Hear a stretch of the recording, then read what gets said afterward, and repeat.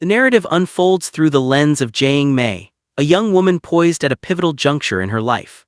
Her identity is a tapestry woven from two distinct threads, that of a dedicated and promising scholar embarking on her first day at the esteemed Bencheng Business Academy, and that of an established model whose likeness adorns the cover of the widely read Young Lady magazine. Filled with the nervous anticipation that accompanies any significant new beginning, she steps onto the campus grounds, only to be immediately caught in a current of students all surging toward a singular point of commotion. Her own curiosity propels her forward to the source, a spectacle where a girl named Fan Bing, displaying a bravery many would deem foolish, is publicly confessing her romantic feelings to the institution's most infamous and unattainable figure, Long Rai. As the sole inheritor of an unimaginable fortune, Long Rai exists as a living legend within the Academy's halls, renowned equally for his staggering wealth, his demeanor of unassailable arrogance, and his peculiar trifecta of phobias: heights, bodies of water, and his own grandfather. The collective, derisive laughter of the surrounding crowd serves as a stark commentary on the sheer futility of Fan Bing's gesture. It is common knowledge that Long Rai would never deign to acknowledge someone perceived as so profoundly ordinary. The tension of the scene ratchets higher with the sudden arrival of Hanjai, a young woman who considers herself Long Rai's rightful and exclusive companion. She confronts the gathering with palpable venom, demanding to know who possesses the audacity to approach what she regards as her Long Rai. It is at this precise moment that the young magnate himself makes an entrance befitting his character, dramatic and commanding. He dismisses Hanjai with a glance that conveys absolute indifference, his attention instead snagged by another tableau, a boy mercilessly bullying a weaker peer. In an action that hints at a complex and contradictory layer beneath his spoiled exterior, Long Rai shoves the aggressor aside, delivering an ice-cold rebuke about the cowardice of targeting those unable to defend themselves. Without another word, he strides away, leaving in his wake a heavy, stunned silence. Jiang Mei's own inaugural encounter with the school's rigid social hierarchy occurs in a more private setting but proves equally jarring.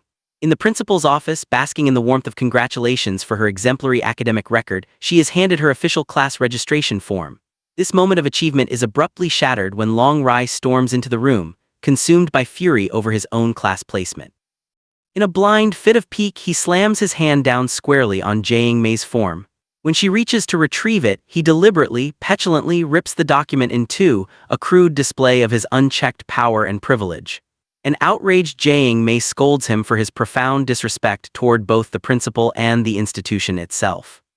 Her righteous indignation evaporates instantly, replaced by cold shock, as Long Rai's smirking friend delivers the humiliating revelation. Bencheng Academy was founded and is wholly owned by Long Rai's family. Her moral high ground crumbles, replaced by a dawning, unsettling understanding of the absolute power dynamics that govern this new world she has entered. The pressures constricting Jiang Mei's life are not confined to the Academy's gates. At home, her parents present her with a surprising and profoundly burdensome image contract. They have signed a lucrative deal that promises significant financial reward, but is attached to a list of strict, dehumanizing rules meticulously designed to craft a flawless public persona. No eating or drinking in public view, absolutely no conflicts or controversies of any kind, and a constant unwavering mandate to maintain a pristine, demure, and perfect image. The penalty for breaching any clause is a crippling financial debt her family could never hope to repay. Feeling ensnared by their financial needs and the weight of familial obligation, Jiang Mei reluctantly agrees, watching her personal freedoms and autonomy being methodically curtailed before her life has even properly begun. In this isolating new reality, her sole source of solace and genuine connection is an anonymous online friendship with a kind, perceptive boy she has never met in person. That very night, she pours out her frustrations to him, venting about her terrible first day and the rude, mannerless boy who destroyed her registration form. Her digital confidant offers comforting words and then presents a thrilling proposition. He's traveling to China and wishes to meet her at a bookstore.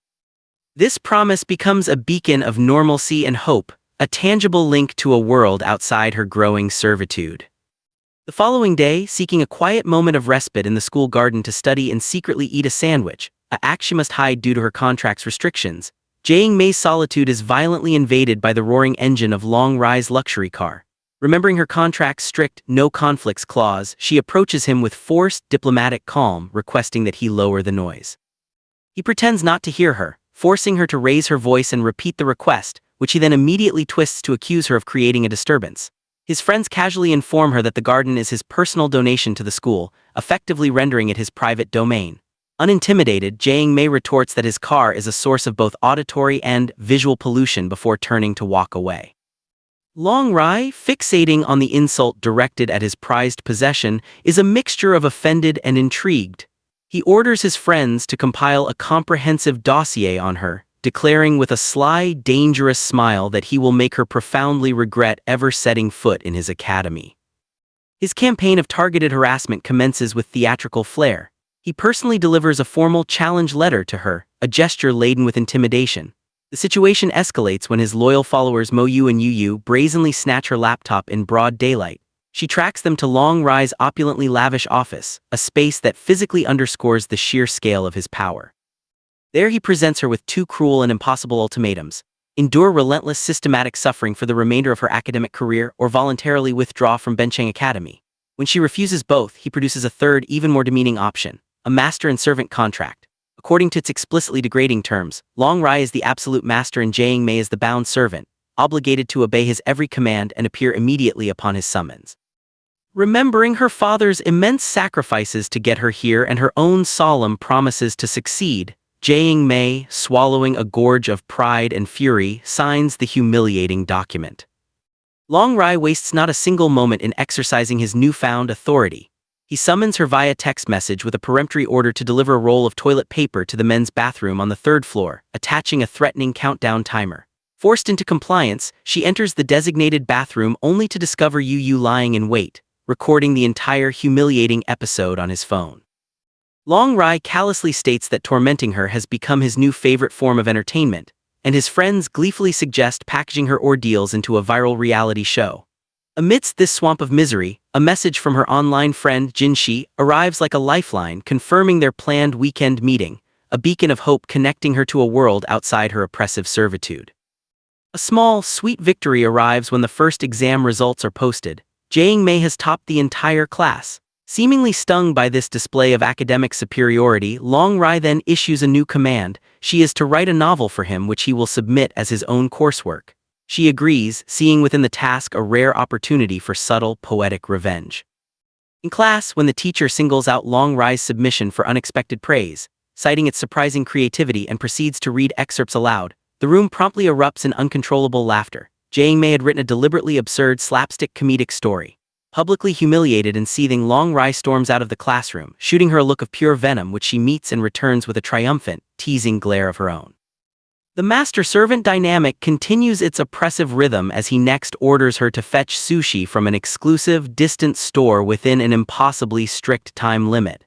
In her frantic rush back to campus, she trips, scraping her knee painfully, but soldiers on to deliver the order, however. When she sees Long Rai and his friends poised to eat the food she had procured through such effort, a spark of defiance ignites. She snatches the container back, declaring flatly that she is now hungry herself. To her astonishment, he offers no protest. Instead, his gaze falls on her injury. With an unexpected, almost grudging care that contradicts his entire persona, he has a first aid kit brought forth and, to the shock of everyone present, personally cleans and bandages her wound, dismissively claiming he was only concerned she might have broken her foot and thus become useless to him. This ambiguous act of unexpected kindness does not escape notice. Her rival Han Jai becomes incandescent with rage upon spotting Long Rai's distinctive exclusive bandage on Jiang Mei's knee. She corners Jiang Mei in a secluded hallway, viciously accusing her of scheming to steal Long Rai away and raising her hand to deliver a slap. The confrontation is violently interrupted by the ringing of Jiang Mei's phone, a call from Long Rai. Enraged, Han Jai snatches the device and hurls it away. Up in his office, growing annoyed by her lack of response, Long Rai glances out the window and witnesses the scene of bullying unfolding below. He immediately rushes down, intercepts Han Jai's descending slap midair and shoves her away with contempt. In a moment that sends confusing, destabilizing ripples through Jiang Mei's entire understanding of him, he declares with icy finality, "I can only bully my people and no one else can touch them." He then drapes his own jacket over Jiang Mei's shoulders and departs with a characteristically arrogant comment about it merely being his duty as her master. This confusing undercurrent of protectiveness lingers in her mind as she later prepares for her long-awaited real-world meeting with Jinshi. Her brother teases her mercilessly about being in love, and she bribes him with sweets to secure his silence. As she steps out of her home, she finds Long Rai waiting for her. He declares himself her important work for the day, physically forces her into his car, and drives her to a luxury mall. When she resists his attempt to make her change out of her simple, comfortable clothes, he physically guides her to a plush chair and begins arbitrarily selecting expensive dresses for her to try. Trapped within the fitting room, Jae-Mei seizes a desperate opportunity, secretly messaging Jin-shi to change their meeting location to the mall's cafe. What follows is a chaotic, farcical sequence of subterfuge. Jae-Mei models dress after elaborate dress for a visibly bored Long-Rai, who soon becomes distracted by his phone. Seizing her moment, she sneaks out of the boutique still wearing one of the exorbitantly priced gowns to meet Jin-shi. Their much-anticipated meeting, however, is awkward and stilted, utterly lacking the easy, flowing rapport of their online conversations. Jin-shi's eyes catch on the conspicuously dangling price tag still attached to her dress. Flustered and embarrassed, Jae-Mei invents a hasty excuse, flees back to the boutique to change, then sneaks out again to briefly meet Jin-shi, who presses upon her a book she had once admired, and finally returns to Long-Rai's scrutinizing gaze, all while desperately fielding his incessant, suspicious phone calls.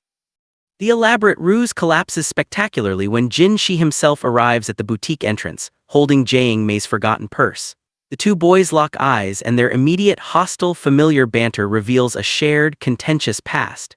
Jin-shi accuses Long-Rai of being needlessly cruel. Long-Rai mocks Jin-shi for abandoning his studies abroad. Jae-Mei stands stunned, the revelation dawning that her kind, understanding online friend and her tyrannical daily tormentor are not only acquainted but deeply connected by history.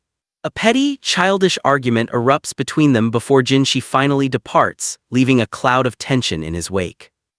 Back in his office, Long-Rai unveils his next strategic move in their ongoing war. He has formally arranged for Jae-Mei to become his official, paid home tutor. His friends cackle at the absurdity of the power dynamic. She's now simultaneously his bound servant and his appointed teacher. When she attempts to refuse, Long-Rai declares his orders to be absolute and tacks on a vicious new clause. She is henceforth forbidden from meeting Jin-shi alone under any circumstances. Jae-Mei's family reacts to this development with internal conflict. Her father offers gentle, unconditional support if she wishes to decline the position, but her mother, seeing a glittering financial and social opportunity, pressures her relentlessly to accept, viewing it as a direct conduit to the influential Long family. To prevent a devastating familial argument, Jae-Mei once again acquiesces, burying her own objections. At the imposing, palatial Long family mansion, the stern butler Uncle Lee meets her with a warning about the family's pronounced preference for silence and order. Long-Rai's mother, however, breaks this icy expectation by greeting Jae-Mei with surprising warmth and hospitality. In Long-Rai's personal room, a space surprisingly filled with books, Jae-Mei's eyes are drawn to a rare volume on a high shelf. As she reaches for it, Long-Rai snatches it away, initiating another tense psychological game. He offers her the book, then pretends he cannot hear her acceptance, forcing her to repeat herself loudly. Frustrated, she tries to pivot and begin the actual lesson. In a dramatic, threatening gesture, he moves to hurl the precious book out the window, which finally prompts a raw, emotional outburst from Jae-Mei about how he treats everything and everyone as utterly worthless. He reveals then that he never actually threw it, his expression flickering with what looks like genuine hurt, and insists that she apologize, stating quietly that many things in his life are, in fact, important to him. Moved by this rare vulnerability, Jae-Mei offers a sincere apology. The moment turns strangely, charged with an unexpected intimacy as Long-Rai reaches out to touch her cheek, but he swiftly ruins the atmosphere by following the touch with a cutting insult and a declaration that he doesn't need a tutor after all, before walking out and leaving her alone. That evening, a dinner invitation from Jin-shi acts as a balm, restoring a measure of her happiness. He cooks a meal for her, confessing it is his first attempt, and shows her a childhood photo album. Within its pages, Jae-Mei makes a startling discovery, a photograph of a young, solemn Long-Rai standing next to a girl, accompanied by a handwritten note that reads, "Zia, I like you, be my girlfriend."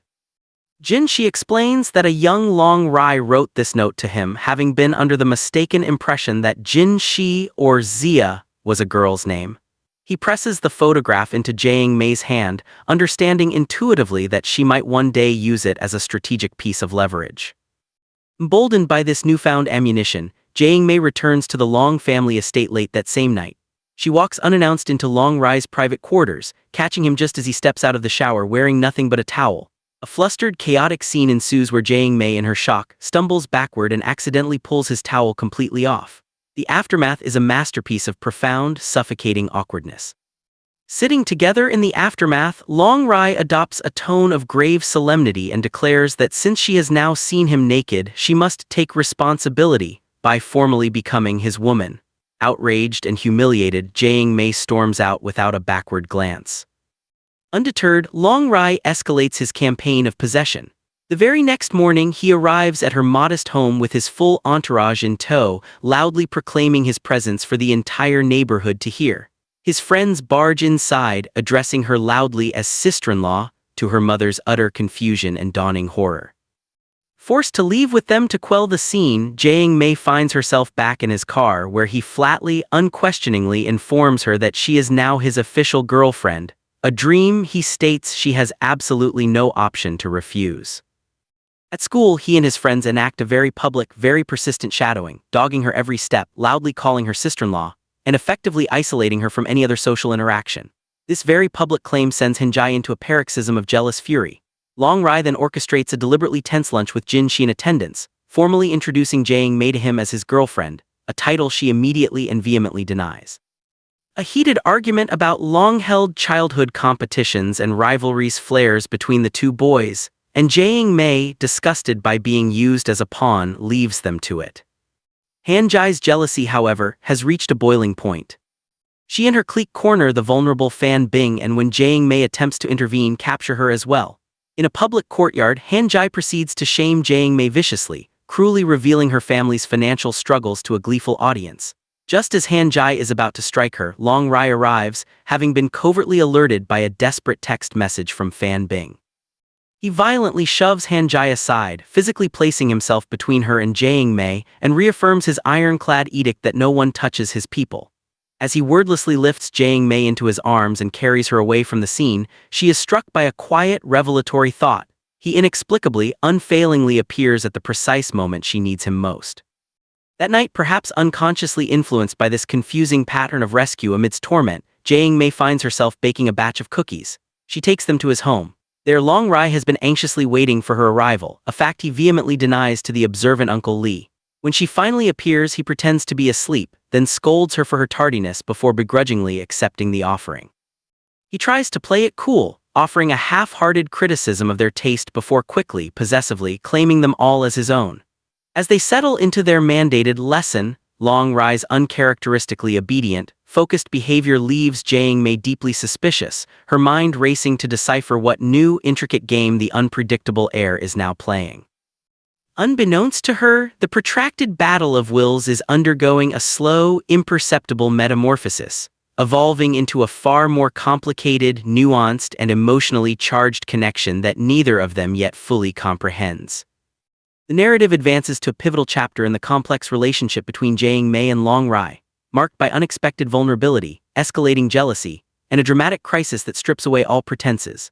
Following Jae-May's furious departure after the humiliating mall incident with Jin Shi, Long Rai finds himself in a state of rare, quiet introspection within his palatial study. The silence is so profound it draws the attention of the household staff. His mother, preparing to deliver snacks, is stopped by a maid who whispers in astonishment that the young master's room has been uncharacteristically peaceful. The usual sounds of rebellious shouting and thrown objects are absent. A hopeful smile touches his mother's lips as she concludes that Jae-May, the new tutor, must possess a unique ability to temper her son's famously volcanic temperament. This external observation hints at a subtle but significant shift occurring behind closed doors. Inside the study, the atmosphere is one of tense discovery. Jae-May, having returned for her mandated tutoring session, is meticulously reviewing the academic assignments she had given Long Rai.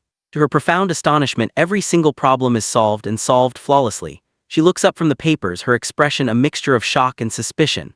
"You did everything correctly today," she states, her voice laced with disbelief. Long Rai, reclining with his typical air of nonchalant superiority, merely shrugs. "After all, who am I?" he retorts, as if his intelligence should never have been in question. This prompts Jae-May to voice the central paradox that has defined him at school. If he is so brilliant, why are his official grades so catastrophically poor? A cryptic, almost wounded look flashes in Long Rai's eyes before he masks it with arrogance. He explains with a dismissive wave that he prefers to keep his true capabilities and his secrets hidden from the world. Unconvinced and seeking to puncture his ego, Jae-May hands him a complex English passage to read aloud. He complies with obvious reluctance, his delivery monotone and disinterested.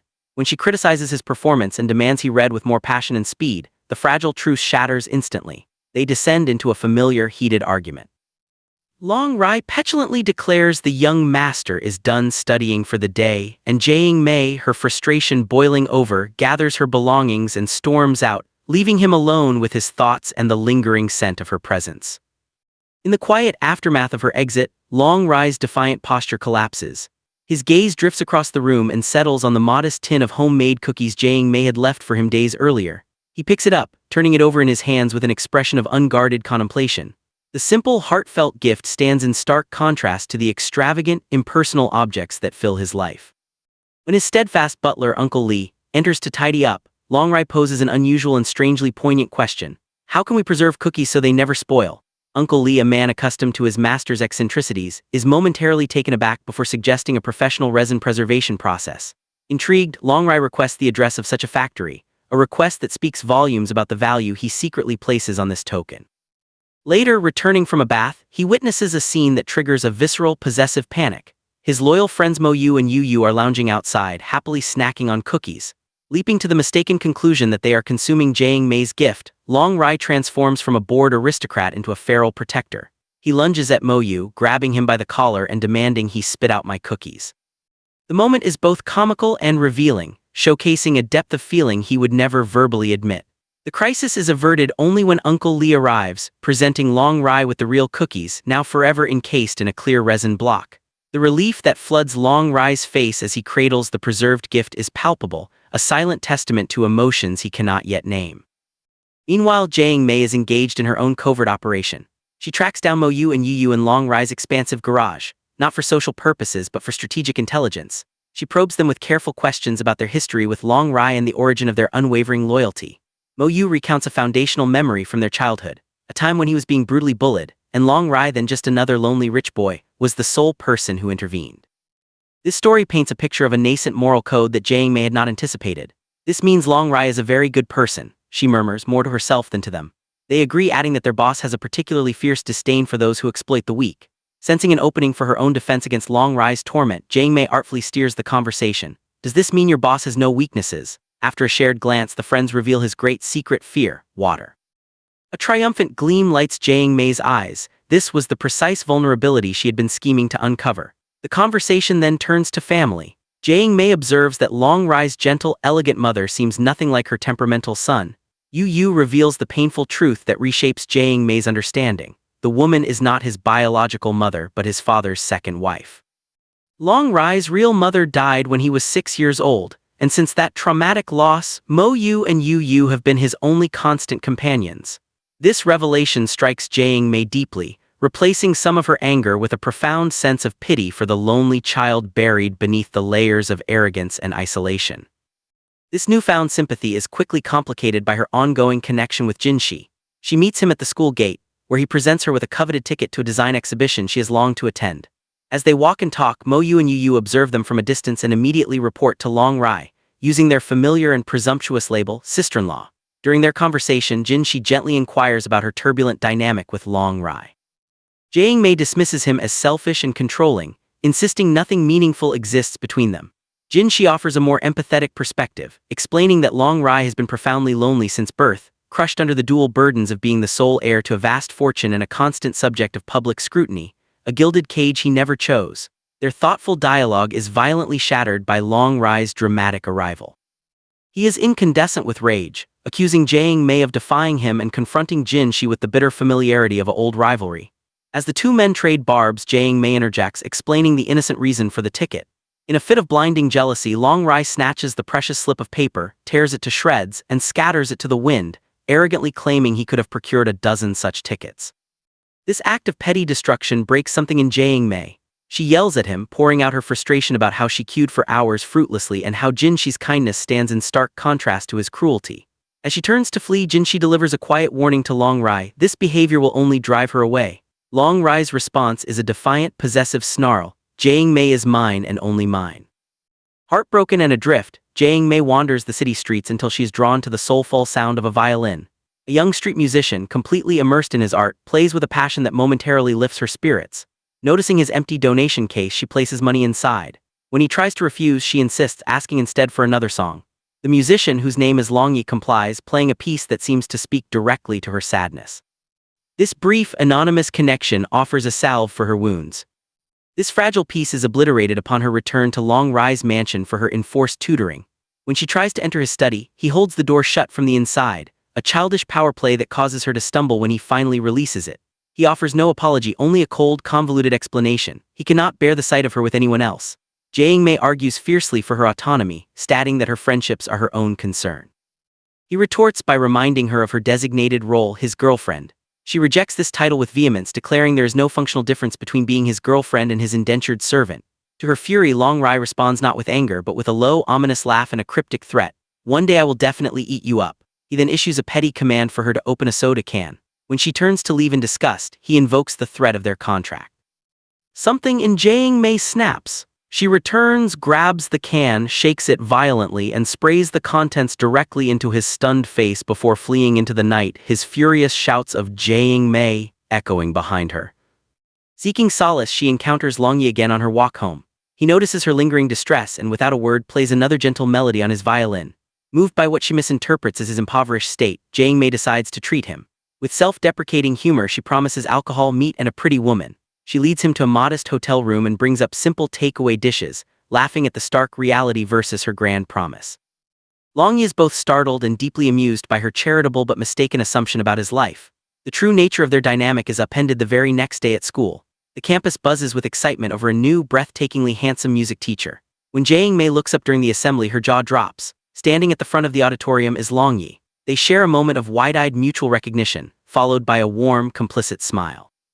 Jae-mei is mortified, realizing her charity case is in fact a celebrated musical virtuoso. After his inaugural class, as Longyi is surrounded by a swarm of adoring students seeking autographs, he spots Jae-mei and excuses himself. They share an embarrassed laugh over the previous night's misunderstanding, finally exchanging proper introductions. As they shake hands in friendly acknowledgement, a shadow falls over them. Long Rai materializes, his expression thunderous. He physically wrenches their hands apart, staking his claim on Jae-mei and demanding to know why Longyi is at his school. A terse, hostile exchange unveils the shocking truth. Longyi is Long Rai's older half-brother, a son from their father's first marriage. Longyi's request for Long Rai to come home is met with icy rejection. "I am not that close to you." With that, Long Rai forcibly escorts a confused Jae-mei away, leaving a poignant family rift exposed. The conflicts converge during a group outing to the beach orchestrated by Long Rai. As Jae-mei enjoys the scenery, Jinshi makes an unexpected appearance, having tracked her location from a social media post. He shares exhilarating news. He has won a major international design award. Jae-mei's genuine, unguarded joy for his success is a knife in Long Rai's side. His jealousy manifests as a cold reminder of her subservient role. Just as he moves to reassert control, his phone rings. The caller ID, Yuner, instantly transforms him. His scowl vanishes, replaced by a smile of pure, uncomplicated happiness. He answers with a warmth Jae-mei has never heard, and without a backward glance he abandons the group. Bewildered, Jae-mei presses Mo Yu and Yu Yu for answers. They reveal that Yuner is Long Rai's childhood goddess, a girl of peerless grace and beauty whom he has adored since they were children. A cold, unfamiliar knot of jealousy tightens in Jae-mei's stomach. This feeling crystallizes the next day when Long Rai arrives at school with Yuner on his arm. In a public display, he introduces Jae-mei as his girlfriend, a claim that now feels like a weapon. The scene grows more convoluted when Longyi arrives. To Jae-mei's astonishment, Yuner lights up and runs to embrace him with obvious affection. The tangled web of relationships, Yuner as Long Rai's adored goddess, yet seemingly romantically involved with his estranged brother, leaves Jae-mei reeling. Long Rai, visibly stung by the sight, drags her away. She accuses him of being jealous over Yuner, but he deflects, bluntly stating he will collect her after class. She protests, declaring she is finished being his tutor. Their argument spirals until he ends it with a final imperial decree. The narrative then builds toward its most dangerous turn. Jae-mei and Yuner, despite the complex ties to Long Rai, form a genuine connection. In a moment of shared confidence, Jae-mei confesses her secret dream of becoming a film director, a path divergent from her business studies. Yuner speaks of her own simple dream, to travel specifically to the scenic Langxi mountain. They impulsively plan a weekend trip together. On the morning of the excursion, Jae-mei's mischievous brother, Jiang, answers her phone when Yuner calls to cancel, having fallen ill. Distracted by a video game, Jiang utterly forgets to relay the message. Unaware of the cancellation, Jae-mei travels to Langxi Mountain alone. As she waits, the sky darkens ominously and storm warnings begin to flash. Meanwhile, Long Rai visits the ailing Yuner. It is from her that he learns of their original plan, now cancelled. A sudden news bulletin reports a deadly landslide on Langxi Mountain. A bolt of pure terror shoots through Long Rai. Frantic calls to Jae-mei go unanswered. Abandoning all else, he speeds toward the mountain. He arrives at a scene of chaos, emergency vehicles, police cordons, and reports of a casualty. Desperate, he shoves a photo of Jiang Mei at a reporter and, ignoring shouted warnings and physical barriers, charges into the unstable disaster zone. Convinced she is trapped beneath the mud and debris, the heir who fears nothing but water and his grandfather becomes a creature of pure desperation. He claws at the earth with his bare hands, his expensive clothes ruined, his shouts for her growing increasingly ragged. He unearths a black hair clip identical to one he has seen Jiang Mei wear. The sight unleashes a wave of primal fear, and he renews his search with manic intensity until exhaustion finally claims him. As he slumps in the mud, defeated, a voice calls his name. He turns to see Jiang Mei standing there, unharmed, holding an umbrella against the drizzle. The relief is so overwhelming it bypasses all his defenses. He stumbles to his feet, pulls her into a crushing embrace, and kisses her with a raw, unprotected passion that speaks more truth than any of his arrogant proclamations ever could. In the aftermath of this trauma, their relationship enters a fragile new phase, but old threats persist. At school, Jiang Mei, still emotionally raw, hides in the library when she sees Long Rai approaching. Seizing the opportunity, her nemesis Han Jai steals Jiang Mei's unattended phone. Failing to find her, Long Rai leaves. When Jiang Mei returns and discovers her phone missing, she naturally suspects Long Rai. Han Jai, however, is the culprit. Using Jiang Mei's phone, she crafts a message luring Long Rai to a secluded spot by posing as Jiang Mei. That evening, Long Rai arrives, his anticipation turning to disgust when he finds Han Jai waiting. She confesses her long-standing obsession and her desire to replace Jiang Mei. As Long Rai is in the midst of coldly rejecting her, Han Jai spots Jiang Mei approaching in the distance. In a calculated, malicious move, she lunges forward and kisses Long Rai. Jiang Mei witnesses the kiss, misinterprets the entire scene, and delivers a scathing, heartbroken congratulations before walking away. Believing herself finally free of his games, blinded by rage at Han Jai's manipulation and desperate to stop Jiang Mei, Long Rai gives chase and is struck by a passing car. The subsequent hospital scenes masterfully blend high drama with dark comedy. As Long Rai is wheeled toward surgery, a distraught Jiang Mei clutches his hand, weeping and promising to leave him forever if he just wakes up. He regains consciousness, but his gaze is clouded with confusion. He asks where he is, and when Jiang Mei identifies herself, he recognizes the name Jiang Mei as his girlfriend's, but stares at her face without a flicker of recognition. The amnesia extends to his devoted friends Mo Yu and Yu Yu, who are met with blank stares. The doctors suggest temporary memory loss due to trauma. What follows is a bizarre and painful test for Jiang Mei. When their kind-hearted classmate Fan Bing visits, Long Rai's scrambled memory latches onto her. He smiles warmly at Fan Bing, mistakenly identifying her as Jiang Mei, and pulls her close, commenting on how she's gotten a little fat, while completely ignoring the real Jiang Mei. Mo Yu and Yu Yu, seeing a twisted opportunity, encourage Fan Bing to play along, hoping the familiar interaction might trigger his memory. The situation reaches a surreal climax when Long Rai and Fan Bing lean in, seemingly about to kiss. The sight is too much for Jiang Mei to bear. In a moment of pure, unthinking possession, she cries out, "Please let me do it," and pushes past them to kiss Long Rai herself. The room falls into stunned silence. Determined to break through his amnesia, Jiang Mei takes Long Rai and his friends back to the site of their passionate kiss after the landslide. She recreates the moment with painful detail, recounting his desperation, her fear, and their ultimate reunion, culminating in another kiss. His friends are visibly moved by her raw emotion, but Long Rai's expression remains frustratingly vacant. At her wit's end, Jiang Mei calls Jin Shi. He arrives at the hospital and engages Long Rai in deliberately provocative banter, poking at their old rivalries. Long Rai responds with perfect, insulting familiarity, calling Jin Shi disgusting and ugly. When Jin Shi coolly suggests that since Long Rai doesn't remember Jiang Mei, he will simply take her away, Long Rai's carefully constructed facade crumbles. His possessive instincts erupt uncontrollably. "She is my girlfriend," he roars, asserting his claim even as he claims to have no memory. In that instant, Jin Shi pounces. "See," he says, a knowing smile on his lips. "You remember everything. The game is up." Mo Yu and Yu Yu catch on, and Long Rai, caught in his own elaborate, desperate charade, can only shoot a smug, triumphant look at Jin Shi. The amnesia was a final, childish, yet profoundly telling gambit, a last-ditch effort to force Jiang Mei to openly fight for him, to publicly declare her stake, and to vanquish his rival not with threats but by making her choose him, irrevocably and of her own volition. The emotional battlefield is now laid bare, with no more disguises left to hide behind. The narrative continues to explore the complex and evolving dynamic between Jiang Mei, Long Rai, and Jin Shi, against the backdrop of school life, personal conflicts, and hidden truths. Following a period of tension, the group decides to visit an amusement park. Jin Shi, with a specific agenda, explains to a skeptical Long Rai that their destination is meant to revive forgotten memories, as Long Rai had once loved roller coasters in his childhood. Long Rai vehemently denies any such fondness, but Jinshi insists that a single ride might trigger his recollection.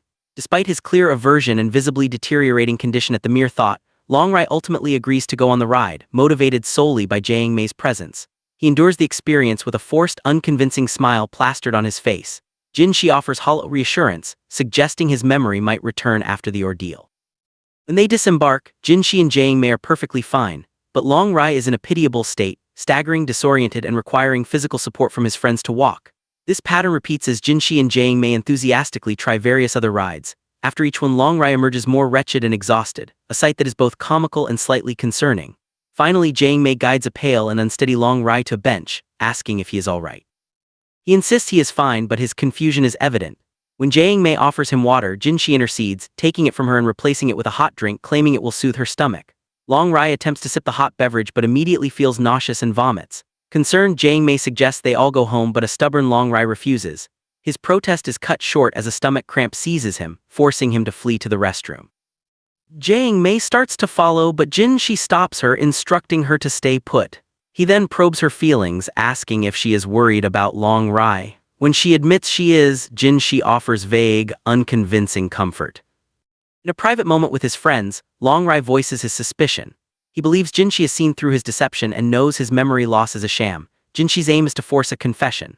This realization leaves Long Rai anxious and uncertain about his next move. Later, Mo Yu and Yu Yu find Jiang Mei and dramatically report that Long Rai is suffering from both a severe stomach ache and a crippling headache. Alarmed, Jiang Mei immediately runs to find him.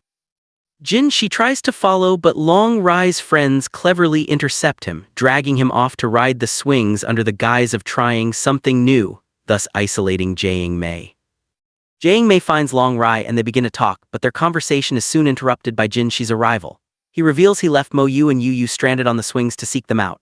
Long Rai greets him with irritation, and Jinshi retorts that he seems unwelcome. As Jiang Mei steps away to fetch drinks, Jinshi confronts Long Rai directly. He proposes a fair game, declaring that he too has feelings for Jiang Mei and that their competition should be honorable. Long Rai angrily reiterates that Jiang Mei is his girlfriend and orders Jinshi to stay away. Jinshi fires back, criticizing Long Rai's treatment of her as deceitful and bullying, and mocks his emotional immaturity, stating that while Long Rai's body is that of a young man, his mind remains childish. Jiang Mei returns and asks Long Rai if he remembered anything from the rides. Long Rai deflects, implying he would only remember something if it were a memory shared with her, casting a meaningful glance at Jiang Mei. The trio's next destination is a cinema, but the film is not a movie at all. It is surveillance footage from the site of Long Rai's supposed accident.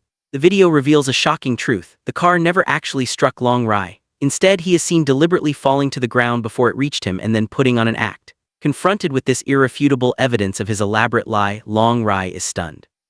He tries to get Jiang Mei to leave with him, but she is horrified, demanding if everything between them was just a cruel joke. Jinshi sarcastically suggests Long Rai deserves an award for his performance. A humiliated and furious Long Rai tells Jinshi to be quiet, but the damage is done. Jiang Mei unleashes her anger and disappointment on Long Rai before storming away. That night, as Jiang Mei sits at home, Long Rai appears outside her window, calling her name loudly. She sees him but responds by turning off her lights and closing the window. Undeterred, he enters her house. When she demands to know what he is doing, he asks her to come outside with him. She refuses, and the commotion attracts her parents. Long Rai declares he will keep asking until she agrees. To defuse the tense domestic situation, Jiang Mei reluctantly consents, telling her parents not to worry if she is late. He takes her to a secluded garden. When she asks why they are there, he explains he wants to show her fireworks. In a rare moment of vulnerability, Long Rai opens up about his gilded cage of a life. He confesses that since birth, every detail, his clothing, food, academic subjects, even his friendships, has been meticulously chosen and controlled by his family. Jiang Mei, initially misunderstanding, suggests this privilege spares him the common worries she faces. But Long Rai insists she cannot comprehend the profound loneliness and emotional neglect that comes with such control, contrasting it with the genuine love she receives from her own parents. He shares more of his emotional burdens, culminating in a startling admission. "Since you came into my life, I have changed, and I think I have started to love you." As if on cue, fireworks begin to light up the sky and they watch them together. Jiang Mei is inwardly surprised by this softer side of Long Rai. When he reaches for her hand, she pulls away, stating she only accepted his heartfelt apology, nothing more. As he tries to hug her, she pushes him back. He protests, referencing their past kiss. She dismisses it as an accident and tells him to forget it. Long Rai is hurt, insisting he cannot forget his first kiss and that she is the first girl he has ever confessed to and apologized to. Overwhelmed and irritated by the intensity of his feelings, Jiang Mei runs away. Later, Jiang Mei is having coffee with Jin Shi at a cafe when Long Rai calls her. He asks how her coffee tastes, and as she questions why he would ask, she looks up to see him standing outside watching them. He storms in, angrily confronting Jin Shi once again about staying away from Jiang Mei. The two boys begin to argue, and when Jiang Mei tries to intervene, Long Rai accuses her of always taking Jin Shi's side. Exasperated by their childish behavior, Jiang Mei gets angry and leaves.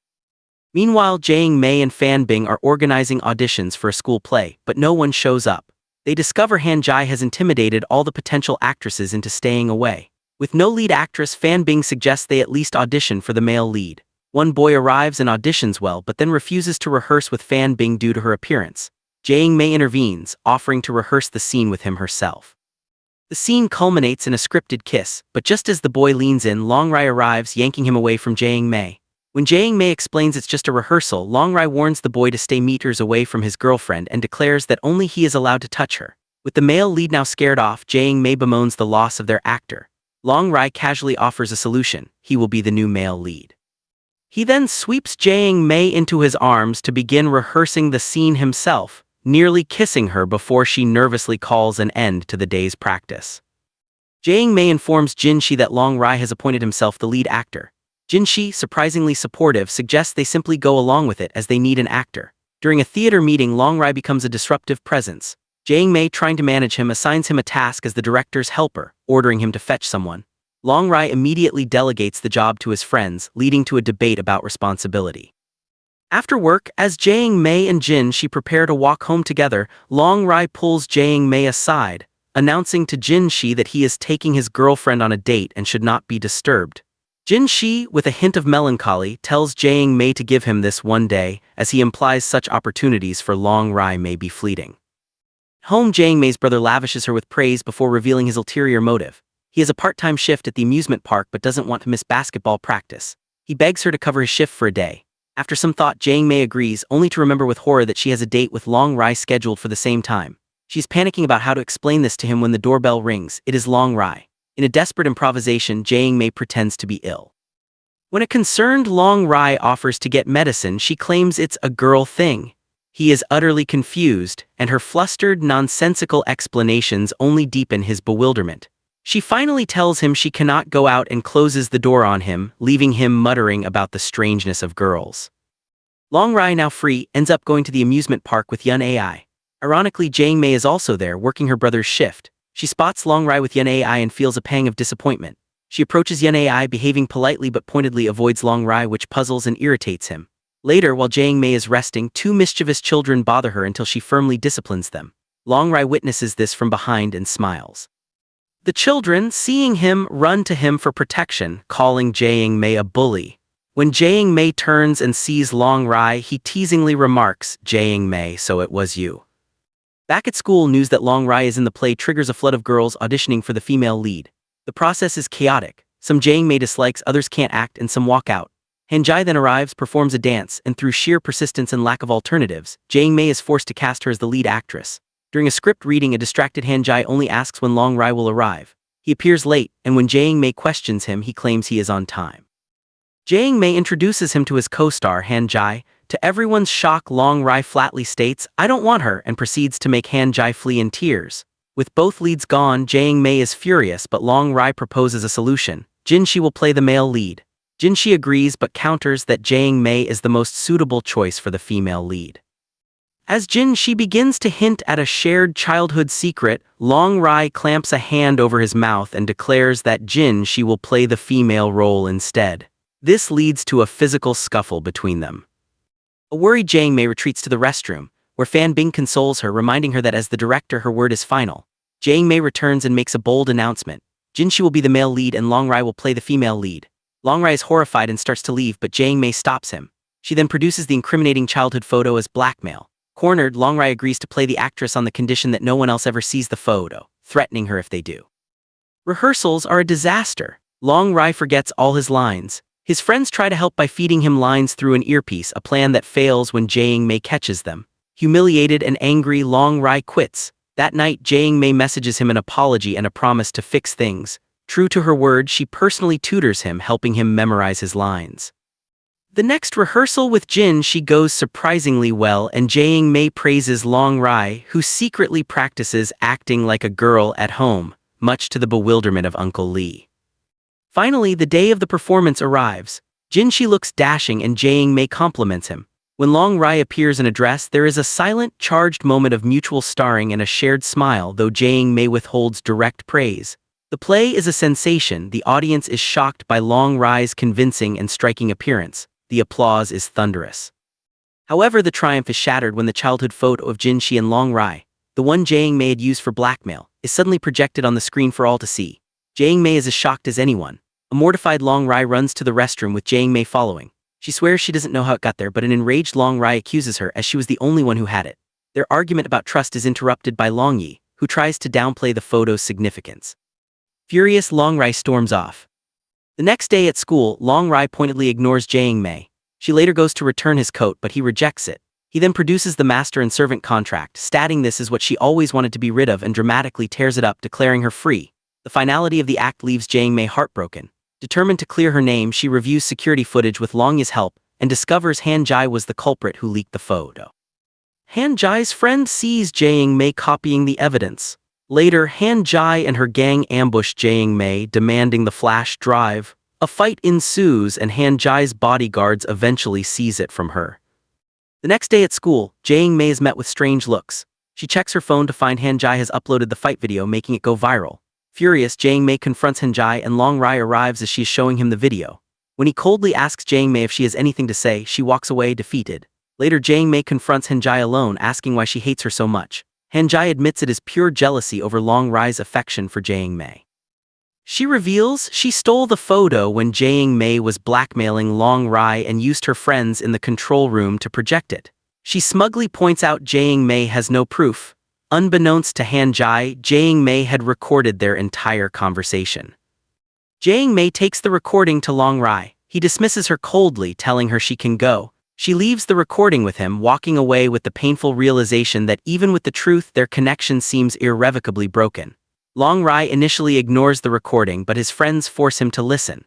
Upon hearing Han Jai's confession, he is flooded with remorse. Meanwhile, Fan Bing takes a distraught Jae Mei to church, encouraging her to speak her heart. Behind a curtain, Jae Mei pours out her conflicted feelings. How Long Rai turned her life upside down, how he is childish, funny, and infuriating, and how she has no logical reason to like him. But she also confesses the deep pain she felt when he said he would never speak to her again. As she finishes and lifts the curtain, she finds Long Rai standing before her. He has heard everything. He seizes on her words, interpreting her complaints as the kind of things a girlfriend would say. When she tries to deflect, he turns her own logic against her, listing all the boyfriend-like things he has done. He declares she has finally accepted him, then kisses her. In the ensuing stumble, Jae Mei sprains her ankle. The next day, Long Rai arrives at school with a wheelchair and insists on pushing Jae Mei everywhere, despite her protests that she can walk. At his home, as he brings her tea, she notices his clothes are wet and tells him to change to avoid catching a cold. He starts to undress right in front of her, leading to a flustered exchange. When he goes to change, the power goes out. He returns wearing only a towel, but as he descends the stairs, the power returns and his towel slips off, revealing him to his shocked family members, including his father and grandfather, in a moment of supreme embarrassment. Later, Long Rai abruptly takes Jae Mei to his garage and hugs her tightly. When she asks if something is wrong, he reveals he is leaving for Paris. This news softens her and she tells him to hug her properly. His friends Mo Yu and Yu Yu walk in on the scene and comically pretend to see nothing. Long Rai entrusts Jae Mei to their care while he is away. During his time in Paris, Long Rai video calls Jae Mei, complaining she hasn't called him and asking if she missed him. She gives a coy, indirect answer that delights him. Back at school, Han Jai manipulates the teacher into forcing Jae Mei to participate in a grueling mountain race. Despite warnings from Long Rai's friends about the difficulty, Jae Mei, who has trained hard, refuses to back down. On race day, Han Jai sabotages Jae Mei by changing the directional signs, leading her deep into an isolated part of the jungle. Realizing she is lost with no other competitors in sight, Jae Mei tries to call Long Rai, but there is no signal. Meanwhile, Long Rai is returning to the country. When all other racers return except Jae Mei, Long Yi and Long Rai's friends grow worried. Long Yi goes to search for her and finds her injured. As he carries her back, Long Rai arrives, seething with jealousy, and orders Long Yi away from his Jae Mei. Jae Mei, angry at Long Rai's possessiveness, refuses to go to him unless he apologizes to Long Yi. Long Rai ignores this, picks her up, and takes her home, where they argue bitterly about Long Yi. The school's annual trip to a tropical island finds Jae Mei and Long Rai avoiding each other. At a beach party, the host asks Long Yi to dance. He initially refuses but then dances with Jae Mei. Long Rai arrives, separates them, and publicly asserts his claim as her boyfriend. A confrontation is brewing when Han Jai intervenes with a vicious lie, claiming Jae Mei had spent a night with Long Yi before getting with Long Rai. Long Rai, instead of defending her, coldly asks Jae Mei to tell him the truth herself, revealing his lack of trust. Heartbroken that he believes Han Jai over her, Jae Mei runs out toward the river. Long Rai follows. As a storm warning is issued, Long Yi also goes after them to help. By the river, Jae Mei confronts Long Rai about his distrust and refuses to leave with him.